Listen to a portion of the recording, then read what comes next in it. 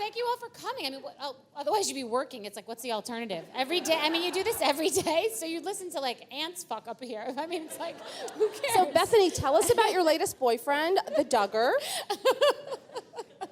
Yes, my latest boyfriend. You're is the Unabomber. No, it's not. It's not a good situation. My personal relationships, but I suck, so I can help other people not suck.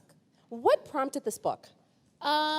Truthfully, I really looked back and I kind of do suck at relationships, or I haven't been very successful at them, but I'm really passionate about it. I have a lot of experience, and I've always wanted to be in a successful relationship. And I do think that often when we focus so much attention on something, it's frustrating, and that's the one thing that we can't get done. And that used to be me with business, and I ended up not sucking at business. Mm-hmm. So, and I wrote so much about all my mistakes in business, and thank God that I made so many mistakes back then, because if I had made those same mistakes now, there would be much greater stakes. So hopefully that will be the same with relationships. What's the one takeaway that you want people to get from this book? I just think it's the way that we're thinking about the interaction between you and another person and the decisions that we're making. And I think that men really go with their gut in relationships more than women. I use the example, I think I've known many men who say they're never going to get married, and then they meet someone and it just clicks in, and then they do something that they would never do.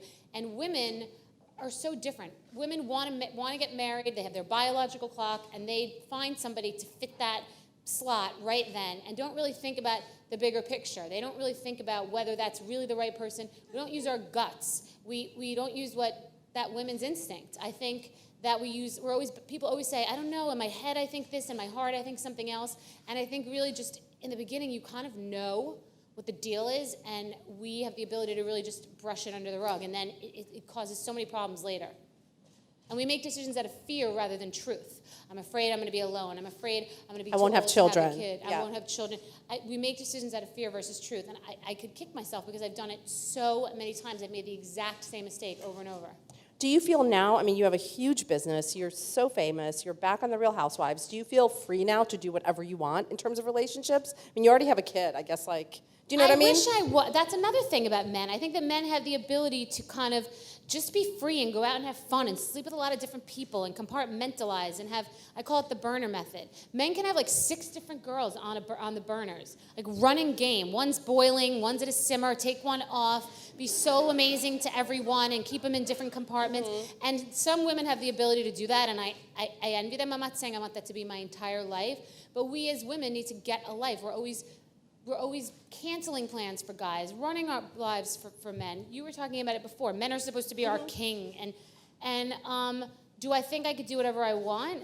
No, I'm still a girl, just like any other girl. Just because I've had success doesn't mean I don't feel the same way and think the same way.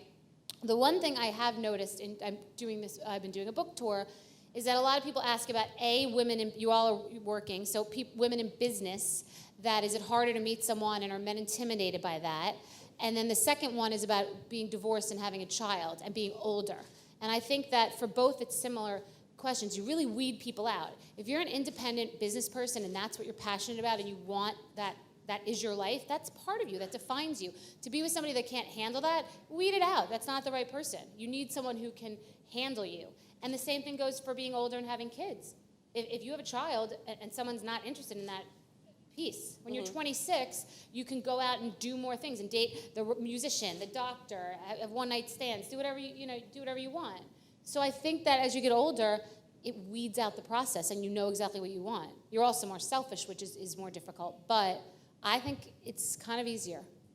Now, Bethenny, everyone knows you are very shy. Right. You're not outspoken. Right. How did you censor yourself in this book, or didn't you at all?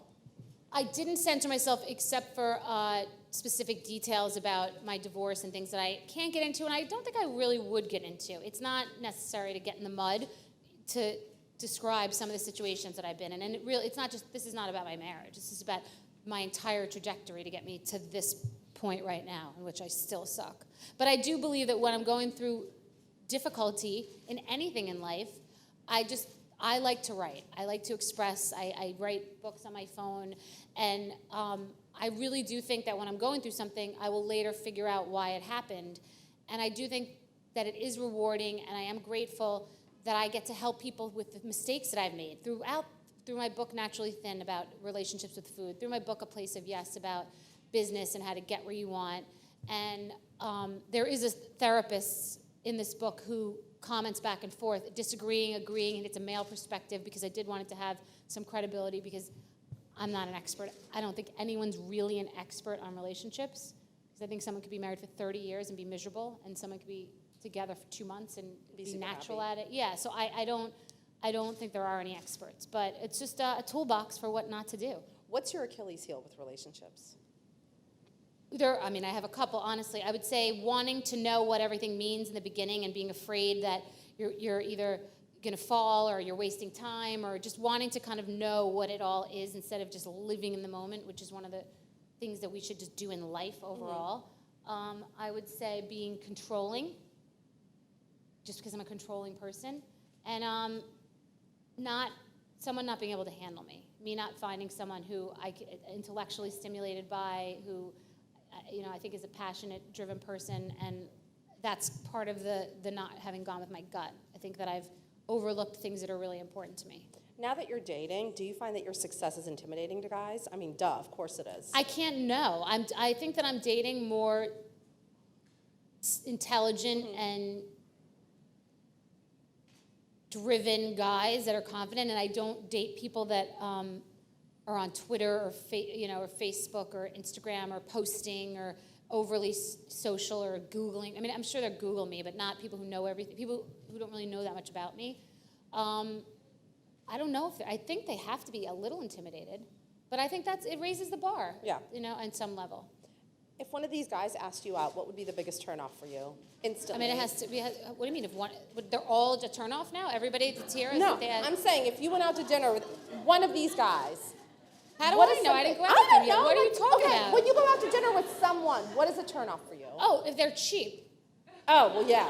Or if they have like a bad shoes or like say Bad creepy shoes? thing. Yeah. Or they say creepy, bad shoes would be very bad. Like really thick soled shoes or something would be bad.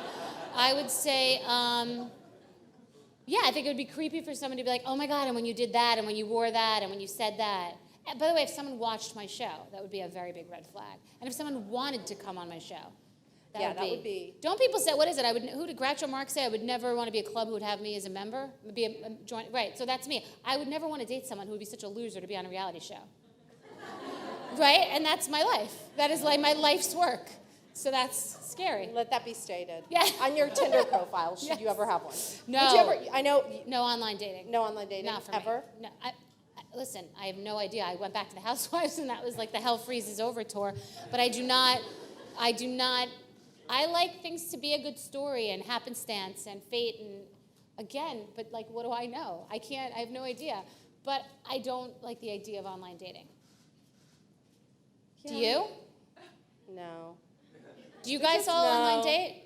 Yes? Even though a lot of my friends By the have way, gotten married, online dating is from online dating, sex, is so. having sex. People, I remember I knew this guy back when it started, when people really started, and he was on J-Date. He's like, you don't understand. It's like J-Date, everyone thinks you're going to be like a nice Jewish guy. Everyone's doing it to get laid. Everyone's doing it. Match.com also, yeah. Right. Like the Christian mingling. It's probably like, right, Christian fondling or something. It's the truth. Right. Let me ask you this. A girlfriend of mine is in a very bad marriage. This is completely true. And she won't leave because she's been with the husband for 10 years. And she's like, I've put in the time. I can't walk away. How do you get past that? Every situation is different. I mean, obviously, if there's any sort of emotional or physical abuse or any type of addiction. No, there's no abuse. She's literally like, I've invested 10 years of my life. I want like quid pro quo. I mean, I would have to say both sides of it. I could say, one, that a lot of people think that you trade in your jerk, man or woman, and you're going to get another jerk with different issues. I mean, so it depends on if it's just because you're not having sex anymore, sex fades. And maybe you could spice it up. It depends upon the real situation. What, they've just grown apart? They're just not connecting anymore? I mean, is that, I mean, I think that if it's someone who has really fundamental differences than you, and if the cracks have become craters where you don't have a foundation anymore, and you really can't repair it, life's too short to be miserable, and it's not good for your kids for people to be miserable that are together. But it depends. I do think you can be in a black hole and climb your way out of it. I think perspective and space does help. And I even think in the world of technology that I call it a communication cleanse. I think it's good to step back. I think it's a different world now with texting, and it's the death of human interaction in some ways, because everything is so instant, and you don't even know what the content is because of the delivery. So someone texts you and you're so excited. They texted me and they had a great time, and you text them back and then they don't text you back. Now you're so low. You're so low. Why are you low? 5 seconds ago you were so happy. They texted you. Like, it really does leave you hanging, and you get hooked in a different way. So it's something that people have to really know how to navigate. And even with people doing things online that are so crazy, you can really make mistakes that you might not make interpersonally. And I've also found, I don't know if you found this, that the advent of technology makes it much more difficult to have actual interactions with people, like human interactions, because you're so used to like expressing yourself on a keyboard. I'm dating someone that I've gone out with 3 times. He flew to another state to have drinks with me, and I have never spoken to him on the phone. Now, I'm okay right now because personally I'm in a real disconnected phase because I'm not really ready to. But if I were, I'd be like, dude, call me. Yeah. I mean, it's just, we're in a different era now. And someone could be texting 5 different people at once. I would say if I were cheating, if I were a man or a woman who was cheating, I'd be doing it through text and texting a bunch of different people.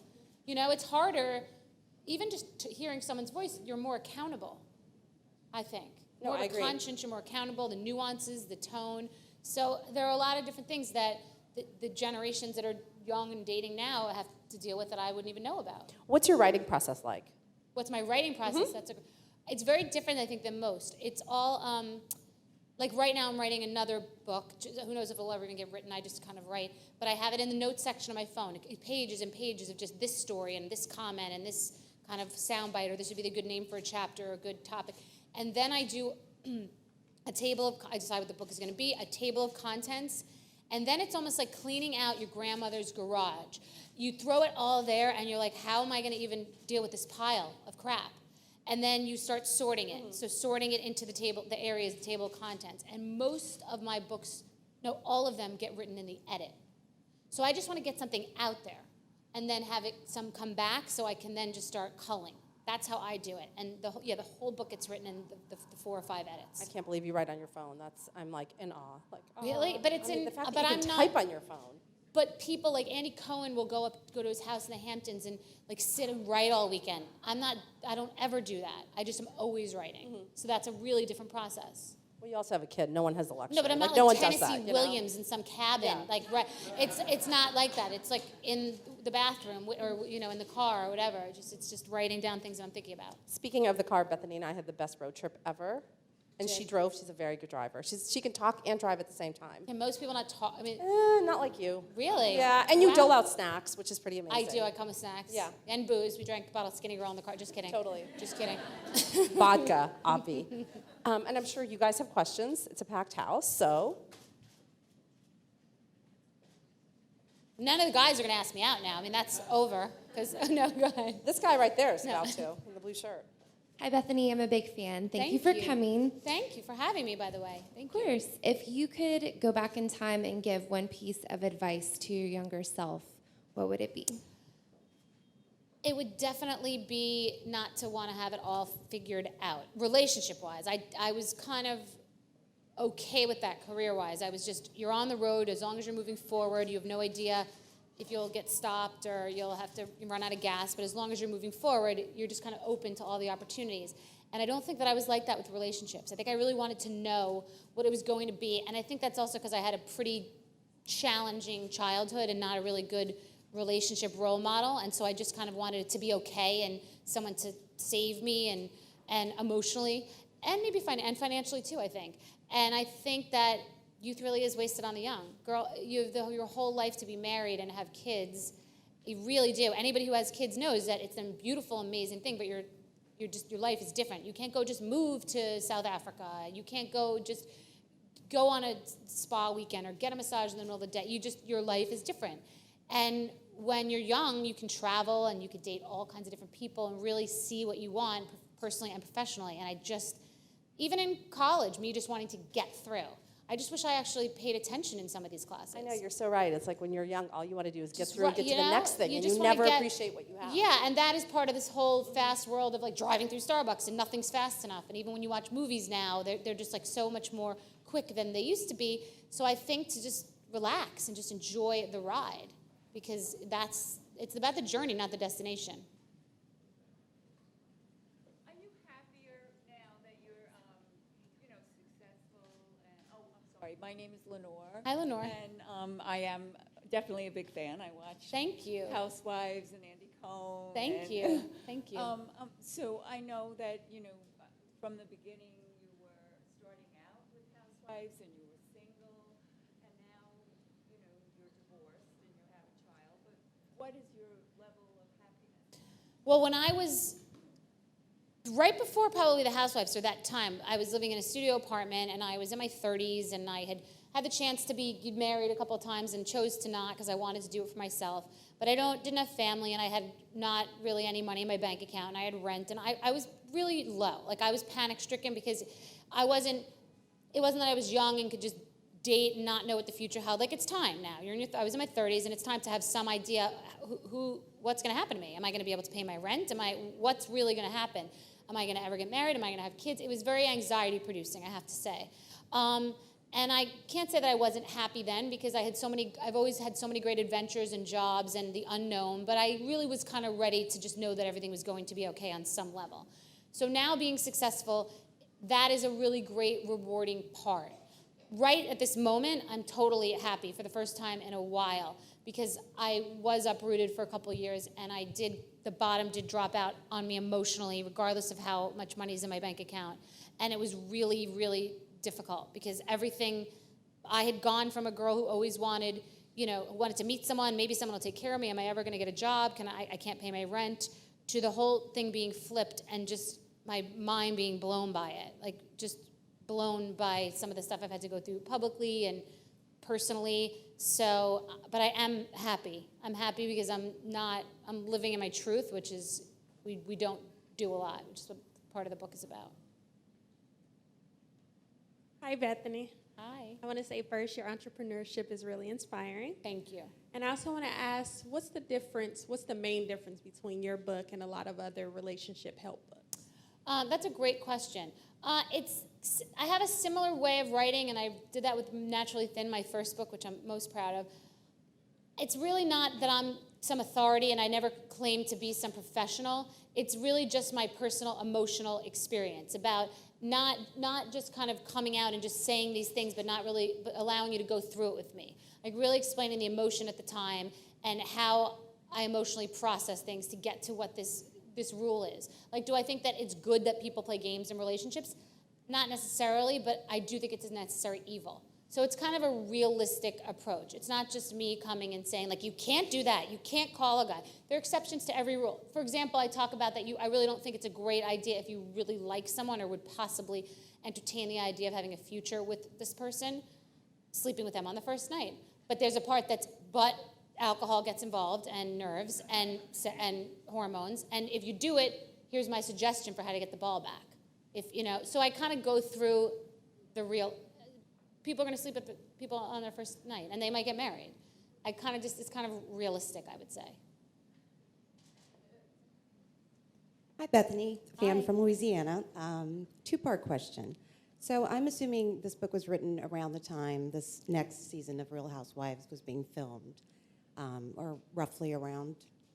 Yes. No, I started a year and a half. I A year think and a we half. started shooting probably 6 months ago. Okay. Well, I guess it still leads in. Did it make you warmer and fuzzier towards some of your co-stars who are having all these relationship issues that we kind of got clued into? It's funny that what I didn't think about in coming back, I thought about the experience of being on reality TV, and I missed the liberation and the inappropriateness and the ridiculousness and the humor of the show, because I do think ultimately it's funny. It's funny watching these women do these crazy things. Now I do, and I think that I used to be part of it and take it so much more seriously before all this crap happened to me in the last couple of years, and now it's just more inconsequential. But what I was worried about coming back, I wasn't worried. What happened when I walked in was I was walking into a show with 7 other women. I don't really hang out with 7 other women. I'm very guarded, and I think because I'm so forward and outspoken, people don't think that I'm private and guarded, but I am, and I don't just tell my stuff to 7 people, especially with the fact that so much stuff has been in the press. So that, to me, really kind of held me back, and it will show on the show. I'm a little, maybe even bitchy. I just was like, leave me alone. Just give me a minute, you know? I just wanted it to be fun and light and bright, and everyone was kind of like in my grill about everything. But yes, the women, we've all gone through some crazy stuff, and I do think I was just open to not judging them, even to the point where some of these women do the show for the money, and some are so desperate for the attention and the press and all that and the success, and it's okay. They're either they have to pay their bills, or they just want it to happen for them, or they want to create the next Skinny Girl product. And I just feel like I was more understanding. Like, it's okay, so let me just help you. It's okay. You know, in the beginning, I feel like I just wanted it so badly, and it was kind of, I was just doing my own thing. And now I want to share and help everybody, and I've been there, so I get it. I'm a dude. I'll ask a question. And he wants to ask you out. And he has nice shoes. No, I'm a dude. I you're out love of that. my That's a league. good, nice introduction. Yeah, okay. So you mentioned what you were looking for when you were younger. What are you looking for now? I'm looking for now. I did have learned in all my travels that I do want a sexual connection and a passion in a relationship, and even if that does fade, that I would be willing to put up with challenges that I wouldn't have thought that I ever would for that, because I have missed that in a lot of relationships. And someone who can handle me, someone who really, I don't feel like I have to run the show and plan everything and do everything, and I would like someone smarter than me, and who there are a lot of people smarter than me. I would like someone smarter than me who I learned from, and who I can talk to about business. I'd like someone who I want to be around my daughter and who loves that, because I do find that it's nicer when I'm with my daughter to be with someone else. It's really nice to go pumpkin picking and, do gingerbread house making and all these kind of things. It's fun. It's like a sort of family dynamic. It's a unit, yeah. It really, to, you know. Yeah. So I think that that's important. I don't want to just be flying solo with my daughter. I like her to be more people around her loving her. We have time for one more question. I guess relationships transcend both male and female.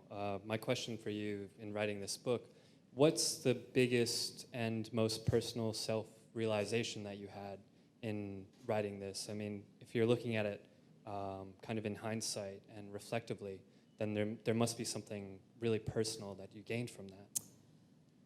I can't believe how irresponsible I've been with my choices. Like, I'm sort of, I'm actually emotional about thinking about it. It's a good question. I've never been asked that. I just feel, I've been more thorough in purchasing a pair of shoes in some scenarios than what I've done in matters of the heart. And it's like crazy to me. Yet, when I'm in business, I just know, we're not doing that, we are doing that, that's gonna work, it's not. Doesn't mean that I don't have things in business that fail. But I just think that I really could just say that I'm not surprised by many of the things that have occurred in my relationships and that they've failed. And yet, women often go out and buy the same lipstick that they already have at home. Like, they keep buying the same color in different packages. And Ellen DeGeneres said to me, you will keep repeating the same mistake until you learn the lesson.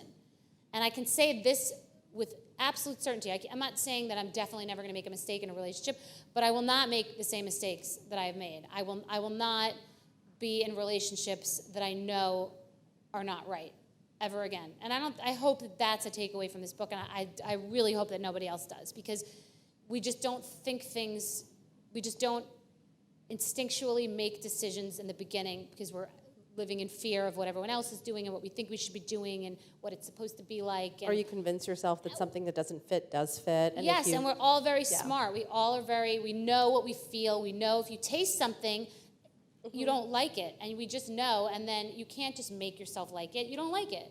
And I think that we don't do that with relationships. So that's a great question. Thank you. Thank you guys so much. Thank you Happy for Tuesday, coming. everyone, and thank you, Bethenny. That was awesome. Thank you.